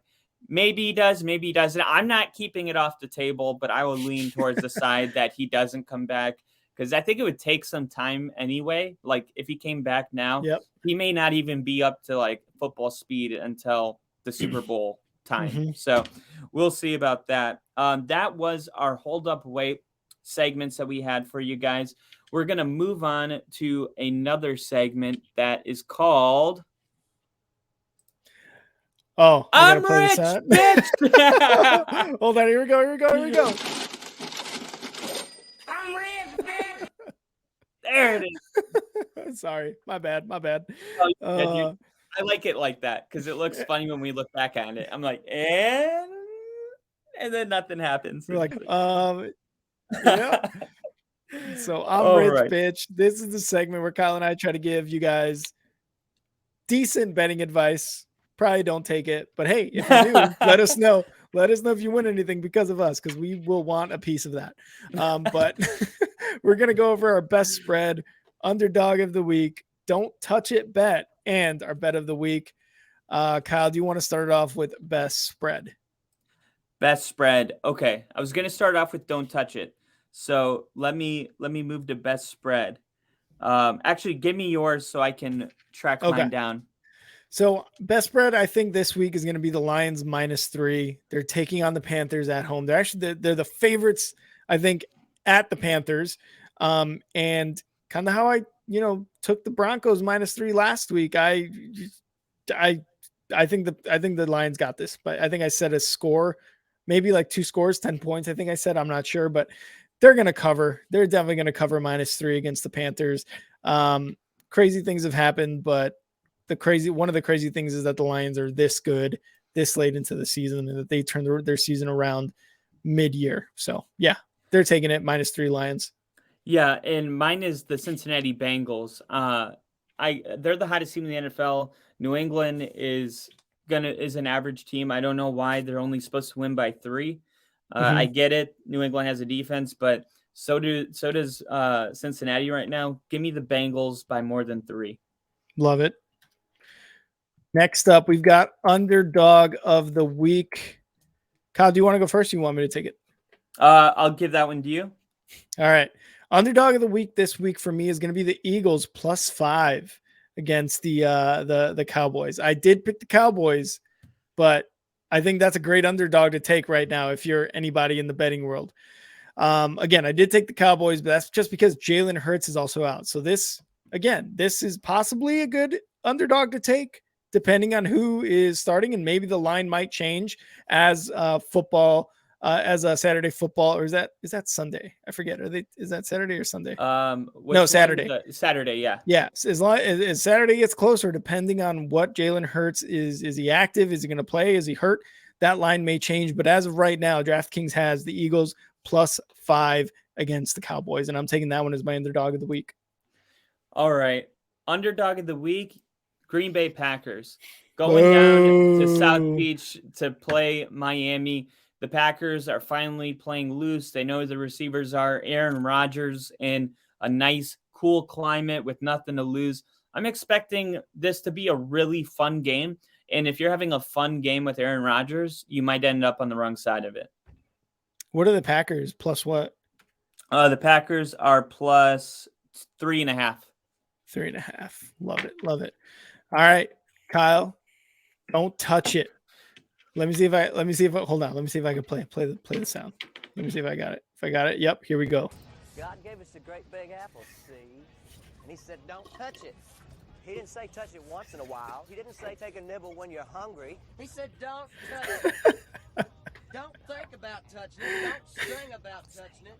Don't think about singing about touching it. All right, Kyle. Who is your don't touch it of this week? All right. Do not think about singing about touching the Jets and the Jags. Just stay away from it. The Jags are playing really good, but they're only 2 weeks removed to, like, gosh, we move on so quick from things, man. They just got embarrassed by Detroit. It was 41-14. No one cares now. They beat the Cowboys. I remember. I didn't forget. And I also don't know, with this Jets defense able to stop the Lions offense. I mean, do the Jets just, anything could happen. Don't think about touching it. Just watch and enjoy it. I'm going to go with Raiders and Steelers because what we talked about, the emotional side for the Steelers, and can they win this game? Sure. But the Raiders have a lot of talent on their team. And it seems like it's like 1 week they forget they have that talent. The next week they remember they have that talent. Devontae Adams has 3 touchdowns. They can't get more than 10 points. It's just the Raiders are just such a terrible bet all year. And obviously they win on a very lucky play on the lateral last week. So don't touch the Steelers or the Raiders game this week. Like Kyle said, watch it, enjoy it, and whoever wins. But whoever wins is going to have a Merry Christmas. But if you bet on this, you're probably on Christmas. Yeah. And the other don't touch it is the Travis Kelce versus Rob Gronkowski tight end debate that's blowing up in the comment section. Oh, that's right. There you go. That is a debate also that you don't want to touch it. Who knows, man? I mean, who knows? Take your pick. Kelce's not done. So by the time it's all said and done with Patrick Mahomes, Kelce could be the guy. But no one's going to forget how Gronkowski totally transformed the NFL. Yeah. I mean, he's the guy that, he was such a physical wide receiver. He was an amazing player. Don't forget about Gronk. Don't do it. So I was going to say real quick, that's what Alpha's taking. Alpha's taking prime Gronk, and JSC is taking Kelce. So like you said, at the end of the day, who knows what happens? But if you're a Chiefs both of these guys, Patriots exactly. All right, last one is our bet of the week. I will start it off. Bet of the week. I think you should take the over for the Packers and Dolphins game, 49.5. Take the over in this game. This, like I said, it could be a really good week for Aaron Rodgers playing in very, very nice weather in Florida. And Tua is going to want to win this game to try to solidify that playoff spot for the Dolphins. So take the over, 49.5. Yeah. Mine is you got Detroit winning, right? That's against the Panthers. Right. Yep. We got that. We got the Bengals rolling over the Patriots, and we got the Chargers beating the Colts on Monday night. And then we got the Bucks playing the Cardinals. Go ahead and just take those 4, put 20 on it, win $124. There you go. There's the I'm rich bitch segment for you guys. Best spread, underdog of the week, don't touch it, bet of the week. And again, if you guys win money off any of the bets that we talked about today, send us a little something. I don't care if it's a 6-pack, if it's $10, just remember. How do they do that? You can mail it. You can Western Union it. Walmart to Walmart. A cashier's check will be fine. No, Venmo that shit. But hit us up either way. At Star 6 Media on everything except for Twitter at _ Star 6 Media on Twitter. But hit us up. All right, let's move on. One more thing. Before on the topic of bitch, because we were doing I'm rich bitch, I got to get my dog some medicine today, and on the back of it, it literally said, "Do not give to female bitches." And what is a bitch? No, it said pregnant bitches. That's what it said. Oh, okay. I think you said female bitches. I was no, it said pregnant bitches. And I was like, oh my gosh, I knew bitch was a female dog, but I've never seen it practically. I had to share this with you. You're like, I've never seen it in real life on a medicine bottle. Like, that's insane. Yeah, I'm such a child. I can't keep a straight face. You know, I'm like, I remember there's like a scene in The Simpsons where it was like Bart was saying something like, "Oh, Santa's little helper's bitch," and Marge was like, "Hey, you can't swear." I was like, "No, that's the name for a female dog is bitch." And she's like, "I'm gonna have a talk without what is that, Webster's dictionary?" yeah, people." yeah. I was like, I was like, I didn't even realize that. But all right, Simpsons taught you. yeah, you gotta love The Simpsons. All right, since Kyle gave you this segment on Monday, but I didn't give you mine, so we're gonna go with top five, no debating. Top five. top five. I was not here, like I said, Christmas duties, airport duties, had to go do that. But let's go over the top five that we had. Kyle, I didn't get yours. I wasn't able to listen to it, but let's kind of start off from number 5. All right. Do you want to go first? Or you want me to go first from number 5? You go first. I want to hear you. Just because Kyle already said his. I hate it. No, I did I say him? I think I stopped myself. I'm pretty sure. No, I think you said him on Monday's episode. God damn it. Yeah, okay. I remember you said that. But all right, number 5. I've got the Bengals at number 5. What? Entering number 5. I don't know. Who do you have at number 5? Who do you have at number 5 that you're the Lions? The Bengals should be your 1 or 2. No. Oh man. The Lions? Are you insane? Right now, we said this is right now. I don't think they can beat any of these top 5 teams. You don't think the Bengals are better than I got to hear your 3 through 4, but the Bengals should be. They've already beat the Chiefs. They've already beat Buffalo. Like, they've beaten the best teams. Yeah, but we're talking about this week, right? And Buffalo, you got Alpha in the comments agreeing with you. Bengals that low? I don't know, man. Bengals are on fire right now. I agree. The Lions should be there. The Lions. You're insane if you think the Lions are number 5 right now. You are insane. How are they not? They've won 7 out of their last 8 games. But number 3 offense, 15 defense, turnovers. Sure. But I mean, like, if you told me right now, like, who's winning the Super Bowl, Lions are not top 5. They are not. They're good. Don't get me wrong. They're good, but there's no way I have them beating any of the rest of the teams I have on my top 5 right now. You're insane. Insane. Yeah. I got to see who these other guys are. So right. I got Lions at 5. Number 4, I have the Chiefs. You have the Chiefs? I got the Chiefs. I've also got the Chiefs at number 4. Okay, we're on some sort of. We needed that. We needed that. All right, number 4, we both have the Chiefs. Number 3 for me, 49ers. Wow, that's a good one. Yeah, I got 49ers. I mean, they beat the Seahawks they beat them in the first half. That game was just the first half. That's it. Like, you saw that first half of the game and you're like, yeah, the 49ers are going to win this, even if they get close, which the Seahawks did somewhat, right? They were within 2 scores, I think. I think it was like 9 points. You could still be like, all right, even if the 49ers are only up by 3, they could still kind of go down the field and win by 10. So I got the 49ers at 3. Kyle, who do you have at number 3? I screwed mine up. I have the 49ers where the Chiefs are. Oh, so you have them at 4. At 4, yeah. You got the Chiefs at 3. Yeah, I was reading mine. See, I take too many notes, and I couldn't look at this. So I totally whiffed on that. 49ers are at 4, and then at 3, I have the Bills. No, you just said you had the Chiefs at 3. No. The Chiefs are out. The 49ers are at 4. Okay, I mean, I guess I know how the rest of this is going to go. You got the Bills at 3. What makes you why the Bills at 3? Because they I still think the fact that they can be so high ranked on offense and defense, no other team is like that. You look at the Chiefs, right? They got a top 3 offense, but then they're the 22nd ranked defense and they're exposable. And then you look at the Bills and they're top 5 on both categories. No other team is like that. The 49ers, best defense, but then on offense, they're like 17.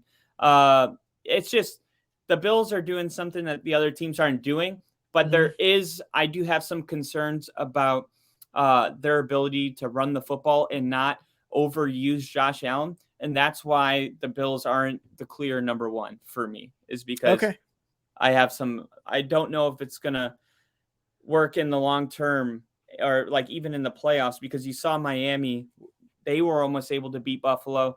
The best teams in the NFL maybe play Miami a little bit better than that. They couldn't stop the run defense. I mean, they had 164 yards like on the ground in the third quarter, Miami. So yeah, Buffalo raised a little bit of flags. No Von Miller. I'll put him in at 3. All right. Okay. Wow, that's insane that you don't have the Chiefs on there, and you got Alpha here in the comments. Oh man, I would have never thought someone would say 5th are the Lions and 4th are the Chiefs. Laughing my fucking ass off. The difference between the two has to be crazy. Yeah. I can't. I mean, I know we said this week, right? This week, who are your top 5 after the performances? I get it. I get the Lions. And the Chiefs struggled against the Texans or whatever, right? But Jesus, the Chiefs not even in the top 5. That's insane. So, well, I mean, their last 2 weeks, though. Look at them. Sure, I get that, and like you said, it's this week, right? So we'll keep it on there. It's just the hard thing, and I think you kind of mentioned this like in past episodes. It's like, how do you not put this team out of this team because of their body of work this season? Obviously, like those are the reactions that we're having. So moving on to number 2, I've actually got the Bills at number 2 because of what you said. Okay. Top 5. Yes, the concern is huge that Josh Allen is running the ball a lot, taking a lot of hits, similar to what I'm experiencing with the Bears and Justin Fields, taking a lot of big hits that are kind of like worrisome. The thing is, Josh Allen can also sling the ball really well. And I mean, really well, but also like he takes a lot of chances. You've seen he's probably got the highest interception total, I think, of all quarterbacks right now.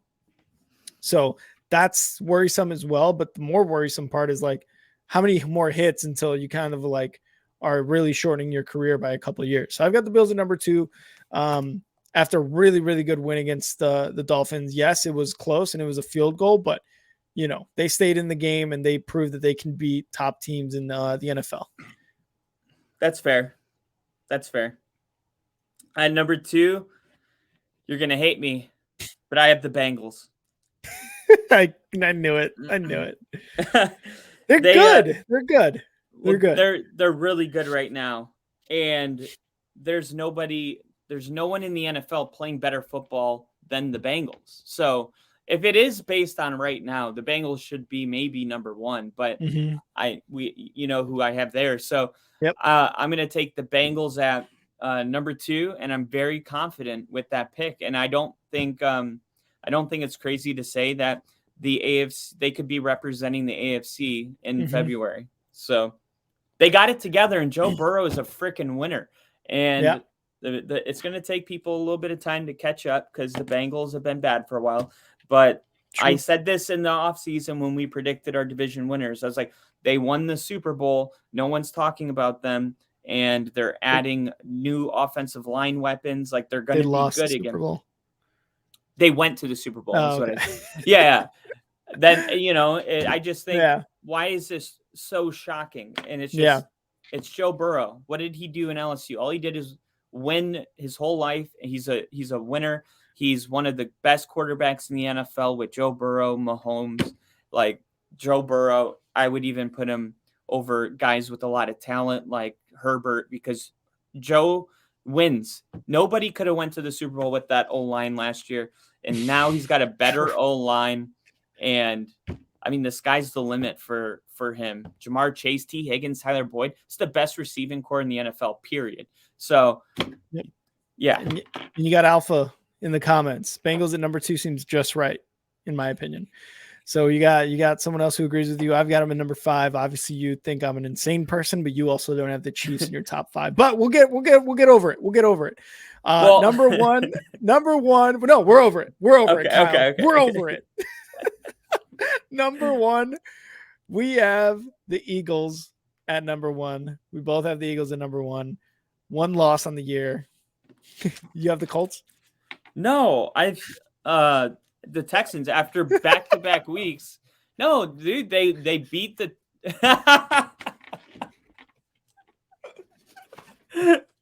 Oh God, I got you so good. It was a joke. It's the Bears. I was about to quit the podcast. That's how close you were. No, it's a toss-up between the Bears and the Jets. So I'm looking All right, at now I'm really walking out. Now I'm really walking out. Eagles, bro. Eagles all the way. Fly, Eagles fly. Eagles all the way. Yeah, it's no question. I mean, they barely beat the Bears, sure, by 5, but it was still like Jalen Hurts took over. You have him as your MVP, and he did what any MVP should do, and that's take over a game. You know, he rushed for 3 touchdowns, or was it 2? Was it 3? I forget how many it was. A lot. Every touchdown, pretty much, right? Yeah. So Jalen Hurts did what he needed to do, and that's why they win. And remember, Dallas Goedert 5-6 weeks ago, he was in the Kelsey debate. Like, not the debate, it wasn't a debate. It was saying like tight end has always been, you had Travis Kelsey and then George Kittle, and then you had the rest of the league. Like, they were different tiers of tight ends. Like, Travis Kelsey's in his own tier. They were saying Dallas Goedert is going to be in that tier, and then he went down with an injury. Well, he just got activated back onto the roster this week. So Philly is getting a huge, huge weapon back. They maybe, if they sit Hurts, they would sit Goodert as well. But the fact of the matter is when everybody on this team is healthy, this is going to be a lot of firepower. Yeah. They can win without one of the top 4 tight ends in the league. That's scary. That's scary. Yeah. You got Alpha in the comments as a Texans fan. I hate y'all. top 1 in my heart. Number 1 in my heart. You guys, here's the thing. Our team sucked too. Yeah, exactly. This is a credit I got to give to you guys for Texans. You guys got rid of a sexual predator because you guys have higher morals than the NFL in general, and you guys get the number 1 pick. You guys get the number 1 pick in the draft this year. So you guys are playing a lot of teams tough this year. So I got to give credit to the Texans. Yeah, go buy your Trae Young jersey. Yeah, there you go. All right. Anything else? I mean, top five. It's going to be debated all year. There's been very few. I think there's only one time we've had the same top 5. And I think that was a couple weeks ago. Yeah. I mean, this is just a total whiff on the Bengals, but you're fine. Like, just consistent success on the Chiefs. Yeah. Don't put them in the top 5. No. They just, I mean, who would you take if it was Kansas City at Detroit next week? Kansas City. Really? Yeah. I think it'd be a good game. I'm intrigued. This is one thing I will say. Yes, it would be a very, very good game. I think Jared Goff versus Patrick Mahomes would be pretty interesting, especially with all the with what's happened in Detroit. Just interesting in general. What would happen? We just get bored of that success that the Kansas City Chiefs have had, and that's literally the problem about people trying to. Because what did you say? Houston. They almost did, yeah, sure. But this season has been really, really weird in terms of that, right? Here's the thing. We're tired of the same success. I forget preseason rankings or not rankings, but division winners. Did you have the Chiefs winning the West, or did you say like the Broncos or the Chargers or something like that? I think it was going to be settled week 18 with the Broncos and the Chiefs. What I mean, and this is kind of like I'm tooting my own horn here, but I'm saying what I said during that was like we're all trying to make arguments for these other 3 teams in the AFC West, but the Chiefs have done it consistently for the last 7 years that they've won the AFC West. Like it's just consistent success, and it's not going to change just because the other teams got better, at least in my opinion, because Patrick Mahomes is still there and he's going to be there until he's in his 40s. So, but that was preseason. this is the last thing I will say, because you said it's week to week. You said that. Like if I know. had to pick a Super Bowl winner, Kansas City is above Detroit. But the fact of the matter is they haven't been playing Denver, Houston, bad teams. Their last 3 games, they've given up 26.3 points per game in their last 3. The last team in the NFL on the season gives up 26.6. So they are literally in their last 3 games the same as the worst defense points per game in the NFL in the Cardinals. You can't give up 26.3 a game and stay in my top 5. You can be average and really good, but you can't be really good and really bad, because then you're just average again. Now Detroit is really good and average, so now they're just good. And until that changes for the Chiefs and they have a convincing win defensively, not just a 48-42 game, I'm talking about the playoffs. You're not going to beat the Bills and the Bengals with a defense that's one of the worst in the league, points per game. Those teams are going to – we saw it last year. Last year. Yep. No, yeah, for sure. You're wrong, but yeah, for sure. I have to make an argument at least, or I'm just going to be an insane person. Which you are. All right, let's finish off this episode of Only Football with some fantasy talk. It was playoff week for most of us, at least this past week. If not, you guys started early, then you start early. But I am in the playoffs. Kyle, are you in the playoffs? No, I auto drafted. That's the thing. I knew that. I just wanted to ask you. So I know you know. I just wanted to see your face when you heard it again. So I was able to win the first week of the playoffs. Luckily, right? And I think a big reason was because Josh Allen scored like 35 points for me. There's just a huge conundrum for me. Like this week, in order to get into the championship round, I have to win this week against the number 2 seed, against the number 1 seed in my division. I have Justin Fields starting over Josh Allen. I have Najee Harris, and I have Jerick McKinnon. I've got Stephon Diggs and Michael Pittman Jr., wide receiver. Freiermuth, a tight end. Jawan Johnson, a tight end. My flex. The Buffalo defense, and Evan McPherson is my kicker. What do you think? Allen. Do you think start Josh really? Allen. Do not, if it's going to snow even a little bit, I would take Josh Allen over Fields probably. But that's hard. That's what I mean.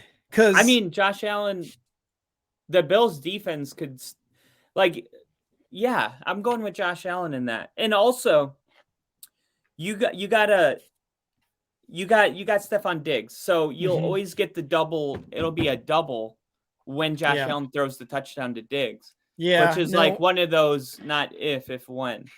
Well, but the thing that's kind of keeping me from starting Josh Allen is because of the weather that's going on in Chicago. And Alpha, you make a really good point here. Najee hasn't practiced yet. Be careful. Yes. The other one I have, running back, huh? Where's Nick Chubb? He's also questionable. And he's gotten me less points than Najee in the last 2 weeks. So it's like Chubb has been consistent pretty much all year, except when I need him the most, which is these 2 weeks in the playoffs. Now, I will say Chubb is questionable. The other running backs I have are J.K. Dobbins and Brian Robinson Jr. J.K. Dobbins looks like like I mentioned earlier, like he is struggling to get the yards that he's getting. So I'm like really wary on starting him. And like Alpha said, Chubb has a knee issue. It's not the best matchup. It says it's a foot issue, but the Browns say they're so optimistic that he'll play. So if there's a knee thing going on too, it didn't make the injury report. It was listed as a foot. But I told this to another guy in the playoffs on a stream. I said, you can live with yourself if you get kicked out of the playoffs because your best players failed. I don't think you'll be able to live with yourself if Chubb does play and has a better game than Harris, if Allen does play and has a better game than Fields. If you get beat that way, I'd say that you're gonna not be able to live with yourself versus, I guess, but this is fantasy. You got to go with your gut here. Yeah, and that's what I'm doing, man. I think Justin Fields might have a better rushing game than Josh Allen because I feel like Josh Allen can sling it in the snow, like you said, and Fields has 3 of his top receivers out. So it's like, what do I actually do here? I think I'm gonna go with Fields. He's probably gonna rush. Allen's going to run a lot. Allen's gonna run a lot. They're too. both gonna run a lot though. That's the internal issue I'm going with here. Like, who's gonna He had run 35 more? points last week. Stop being weird. Yeah, Put in but Josh Allen. I It don't snowed last I don't week, and he had 35 points. did you win your matchup last week? Yeah. Oh, okay. I was You're gonna out of the say- losing. Yeah, I was gonna say that. Like all of the teams that missed the playoffs had more points than all you playoff losers. They We all- did. We all had there's like 140, one Yeah, like, yeah. Yeah, I'm there like, is. oh, good thing the best people got in. What bitter. Alpha saying? I'm bitter. Dobbins is facing the Atlanta defense, and they got no one else on that offense. I agree. Like, I actually might put him in other than in for either Najee or for no, not Jerick McKinnon, probably Najee. But it's like, God, like you said, Kyle, that Najee is probably he was my number one draft pick this year, and although he's not lived up to the hype at all, it's like you said, would I rather have Najee, my number one pick, fail me in the playoff game to get into a championship, or go with J.K. Dobbins, go with Justin Fields, something like that, a pick that doesn't necessarily make much sense in terms of who's the better player. But I don't know, man. That's kind of just a struggle I'm going with this week. You guys will definitely learn if I made it or not on Monday. But yeah, I'm rolling with Derek Carr, Ramondre Stevenson, Kenneth Walker, Devontae Adams, CeeDee Lamb, Greg Dulcich, flexing Alvin Kamara, and the Broncos defense and Younghoe Koo. And yes, like it. This is a team outside of the playoffs. I know it's a freaking anomaly. Deshaun Watson, whatever. That's fine. I said Derek Carr. Oh, you going with Derek Carr? Yeah, I'm going to go with Derek Carr. But, Okay. Yeah, you got Ramondre, Kenneth Walker, Kamara, Adams, CeeDee Lamb. Like, what? Yeah, no, I like that lineup. This is a good team. I want to give you my lineup and see how far you can go. You got Alpha. Oh no, you're starting Carr, laughing my ass off. No wonder you didn't make it. No, this is my first Kyle, week starting him. This is my first week. I went Kyle, with this. is that back? You've had the worst luck with a quarterback this year. Everyone I started got hurt, like bad. Yeah. And then Tua got hurt the second time, and I dropped him because I thought he was never going to play football again. And he came back like 2 weeks later, and I was like, "Oh, that's just great. Oh, okay, cool. I guess that we'll was the just score." I guess we're just gonna be MVP candidates now. That's cool. Yeah, but yeah. So that's kind of how we're going. I am one game away from the championship game. Fun fact, though, we started this fantasy league 3 years ago. Kyle and I actually faced each other for the first ever championship game in this league. Kyle won. Unfortunately for me, fortunately for him, I guess. Boo. The loser Boo. had to start a podcast with. Yeah, the loser had to start a podcast with the winner, and here we are, and that is the birth of Only Football. Just So kidding. that's fun. Oh, we got Alpha right here. One of my best friends drafted Russ. The worst thing she ever did. No one knew. No one knew this Biggest was going to middle happen. finger to Kyle, and I love every second of it. We didn't know. Oh, I love it. All right. Well, that's fantasy talk. Kyle, did you have anything else for today's show before we sign off? No, that's all I got. Definitely, guys. Rick's got family in town. I don't this year, so I'll probably be doing a lot of the live streaming. So, guys, just so you know, you can always jump in on those live streams. Saturday is going to be our Sunday this week. So definitely Saturday will be a big day. And then Sunday, a Rams fan, a guy I work with, he is a big Rams fan. He's going to watch the Broncos-Rams game with me. Hopefully there's no bloodshed. Nice. Hopefully no one gets a black eye. But stay tuned for all that, and definitely some really cool shorts that will be uploaded to get you pumped for the games coming up. What was his name? He joined you on Monday Night Football, right? Yeah, his name's Temple. Temple, man. That was fun. I was in the comments with a couple of the other people, and we were just making fun of Kyle, saying he looked like a thumb, and he had no idea what was going on. Yeah, so, I hate you guys. It was a good time, but Hey, thank you guys for everyone for joining us. We got Alpha in the chat. We had JST in the chat. We had my uncle Tony in the chat. We had Liam earlier in the chat as well. Thank you guys all for joining us. Kyle and I here on Only Football, brought to you by Star 6 Media. And you could follow us at Star 6 Media, Instagram, YouTube, TikTok, Twitch, and Facebook. Pointing at the wrong thing, Kyle, but I'll allow it.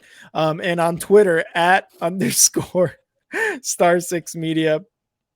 You can follow us there and go check out the rest of our shows that we have on Star 6 Media. We have EAFP bringing you all the soccer news that you could want.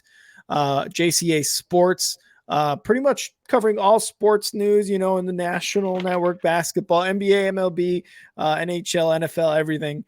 We got Big League Chicago. I am the host of Big League Chicago, talking all things Chicago sports. Sports Strip Live, all your wrestling, MMA, boxing needs that you want. 3 Up, 3 Down, covering everything MLB and what's been going on in free agency. And Slot Shot, hockey podcast, talking to everything NHL. So follow and listen to all those great shows that we have on Star 6 Media. Kyle, where can they find you on Twitter to see you tweet and, just be you on Twitter? Yeah, find me at FTBL ONLY podcast, FTBL, like football only podcast. And yeah, I would say I'm getting pretty good at it. I'm getting people that follow me now. I don't know why. I'm assuming that they like the content I'm putting out. So maybe join this group of people that somehow appreciate the work and dedication I'm putting into these videos, and pick up Cam Akers because he's a free agent. Fantasy advice from someone who's not in the playoffs. And you can follow me at And Now Rick on Twitter. I usually like to live tweet Bears games, even when they just suck. But catch me live tweeting Bears games, big news in the NFL, all over sports, really big signings, all that good stuff. But Kyle, always a good time, man. And I will see you next time. All right, see ya. See ya.